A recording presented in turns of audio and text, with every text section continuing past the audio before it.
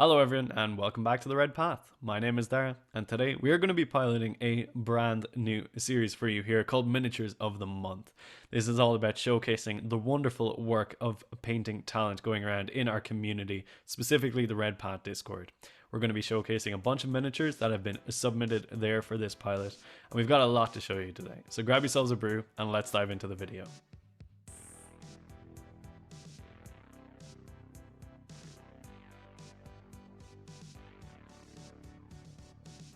Before we get into the showcase section of this episode, I'll just explain a little bit about what the show is all about and how it kind of came to be. So, over the last while, I've kind of noticed that there is a phenomenal amount of talent in the Red Path Discord, specifically in the painting section of the Discord. And I always kind of felt like this deserved a bit more of a platform and showcase for more people to see. Now, we've often done community collaborations when it comes to the competitive corner of our YouTube channel, but we've never really done anything like that for the hobby. So I thought that this would be a really good opportunity to kind of dive into that niche. A couple of weeks ago, I pitched this idea to the Discord community, opening up submissions for people who are interested in having their work showcased, and I actually got a really good response. I've picked out some of my favorite entries from the channel, and we have those here to talk about today. Now, the things that I'm going to be talking about are the techniques that I find impressive on these miniatures, the things that really jumped out at me, and things that I think other people may be able to take away as advice for their own painting. I've also critiqued a few very small things on each of these miniatures so that the people who've submitted have actually got something to go back and work on as well, because I think it's always nice to receive a lot of praise, but it's also good to get some criticism so that there's something that you can be working on personally too. As I mentioned, this is also technically a pilot episode of a show that we are hoping to do in the future, so if you enjoy this type of content, the best way that you can get more of it on your screens from the Red Path is by letting me know, either by messaging, commenting down below, subscribing, liking the video, sharing it with friends, anything that kind of feeds the algorithm to help us see that you are enjoying this type of content. So I would absolutely love it if this did well. I think showcasing the hobby is a really fun and collaborative thing that a lot of people can kind of get that kind of ego boost out of. If you are interested in submitting for Miniature of the Month yourself, maybe you've got a piece that you're like, oh, I would love actually for this to kind of get out there and other people to start talking about it. If you want to hear my thoughts on it, there is of course a way that you can do this. If you join our Discord in the link in the video description down below, navigate yourself into the hobby section of the Discord. There is a thread there called Finished Works, and within that there is a pinned post about the Miniature of the Month. You can find all the details for submitting your miniature there. It's very, very simple, very straightforward, and I love to see a lot of new people hanging out in there, so I'm really hoping that maybe some people get inspired by this and we start seeing a little bit more discussion going on there in there too. So I'm looking forward to that. But enough of the kind of preamble and a chat about what the show is going to be. It's about time we started diving into the showcase and looking at some of the wonderful miniatures on display.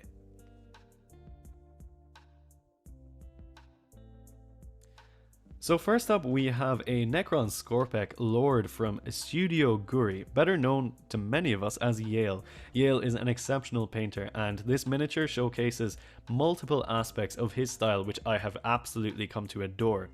Overall, I think the composition is very, very striking.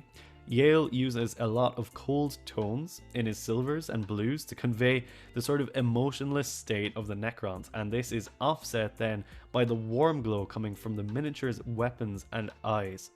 This naturally pulls our attention to these two focal points, which are very important aspects to consider of any miniature.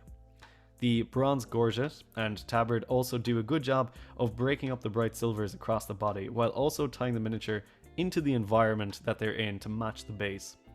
And on that note, there's actually a particular point of interest which made this miniature really jump out to me, and it's Yale's clever use of metallic reflections.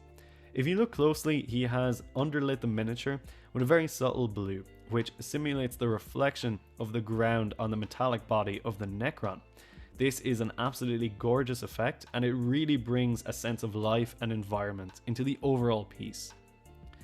It's very hard to be critical of Yale's work, and if you haven't already seen the quality that he is constantly outputting in our Discord, you are missing out. But if I was to change anything, it would be the green accents on the miniature. Generally speaking, I would rarely use all three primary colors on a miniature, since it kind of tends to muddle things a little bit, and inevitably one of the three colors either overpowers or gets completely lost. In this case, I think the green finds a little bit of a hard time being noticed when the blues and reds hold so much interest and attention in the overall piece. But in general and in summary, it is an absolutely stunning piece of work, and I'm really excited to see what else Yale is going to be bringing to the table for this show in the future. Next up, we have a Grey Knight Terminator from Roach. Roach has gone with a strong selection of colors here, keeping the tones very cool overall, in actually quite a similar way to Yale's Necron Lord. There's good balance here between the use of reds and blues to accent the silver armor of the miniature, and the cream tones of the purity seals add some warm colors as well to act as points of interest, again drawing the eye to important features of the model. The reds break up the overall piece, pulling our attention to the weaponry and the cloth, doing a really good job of denoting different types of texture across the piece.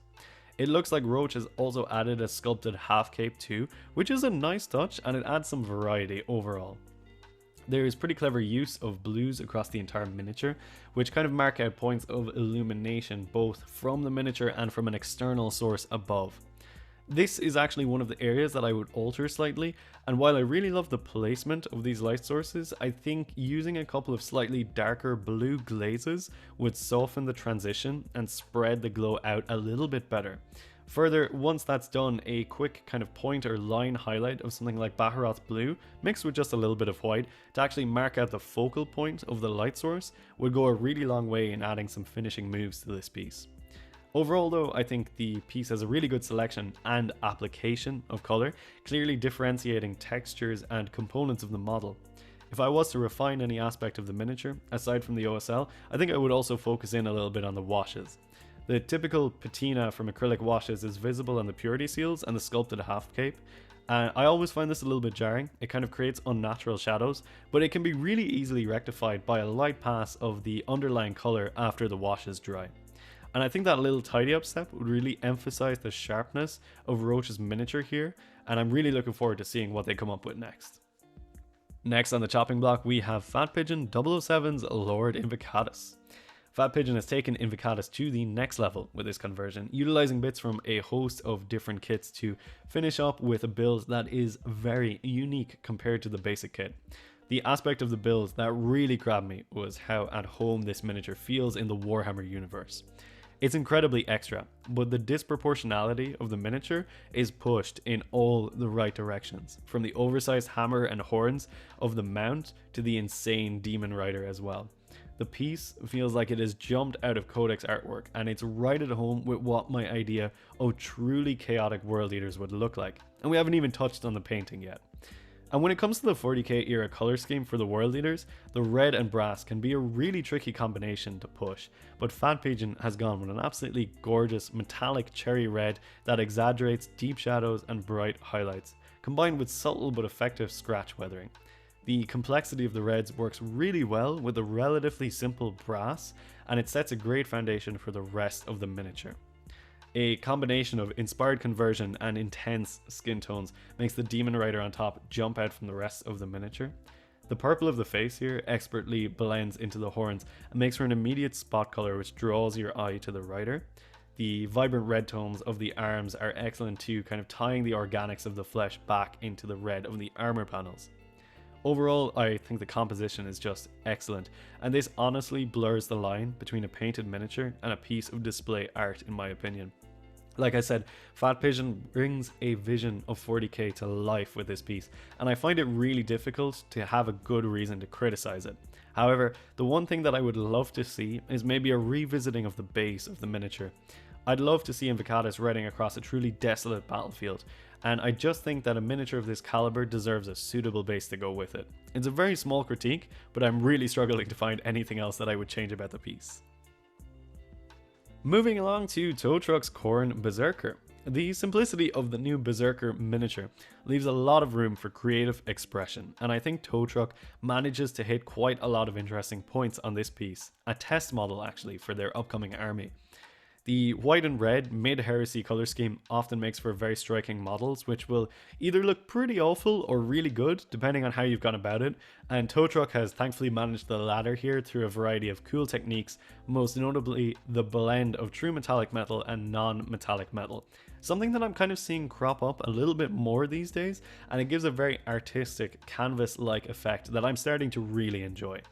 There's no messing around with the whites either, nice crispy and shadowed in there, just what we like to see. The weathering, it's minimal, and personally I would like to see a touch more, maybe some sponge chipping, but that's more of a personal preference rather than a critique. The red tones are fantastic too. Tow Truck has managed to get a strong gradation from dark to bright across a very small surface area, something which definitely took them quite some time. Personally, while I enjoy the bluish grey of the gun casing as well, I would actually love to see it in the red of the shoulders. This would make for another spot colour and draw the eye to the ballistic weapons too. While we're still on the reds though, the OSL from the visor is just gorgeous. It really adds a sense of menace to the overall piece. It's quite subtle, but combined with the beautiful work on the brass trim of the helmet, it makes the head of this miniature an absolute joy to behold. Overall, I think this is actually a really wicked piece, and I hope Tow Truck takes the rest of the army in a similar direction. The blend of metallic techniques is absolutely inspired, and I really want to see a full squad of these guys now. Personally, I wouldn't change too much, maybe work a little bit more on the whites to weather them to the same extent as the rest of the piece, and then I think some of the highlights and the iron metallics, they're a little bit stark, so it might benefit from a wash to reduce their glare. To summarize my thoughts though, it is a unique take on a classic scheme, and going forward it might lead to something of a similar or signature look for Tow Truck here. Next up is Terminator Boss from our mod team, and they have done what 90% of the people who bought the Age of Darkness box set have not. They have painted the Spartan. This golden ingot is named The Last Wall, and I thoroughly enjoy this name. I'm personally a fan of the audacity of a massive golden beast like this, and Boss has gotten quite a solid tone out of the gold, which does a good job of capturing that kind of strange, mottled, reflective nature of the metal, which is quite unique to its type. Personally, I think the vehicle would actually gain a lot of visual interest with a very light dry brush pass across this gold with a bright silver tone. It would pick up on all the hard edges of the Spartan and add a little bit of a weathered nature to the golden tones, giving a little bit of story to the vehicle too and breaking up different aspects of the model. Similarly, I think the ironwork is quite nice and bold, doing a good job of drawing the eye to the weaponry and engine work of the piece, but it is almost begging for that dry brush highlight again, which I think would really push those iron metals in the right direction. Boss has also opted for some freehand designs as well, something which I think a lot of people are very reluctant and very nervous to try, so I've got a lot of respect for pushing that and going for it too. White I think is quite a good choice of colour to make sure that the lettering doesn't get lost in the piece, and I think the spacing and size of the freehand is pretty good too. I think the key to pushing this to the next level is maybe changing it to a militaristic style font, such as that which is used on transfer sheets, to make it more look like a printed design on the vehicle.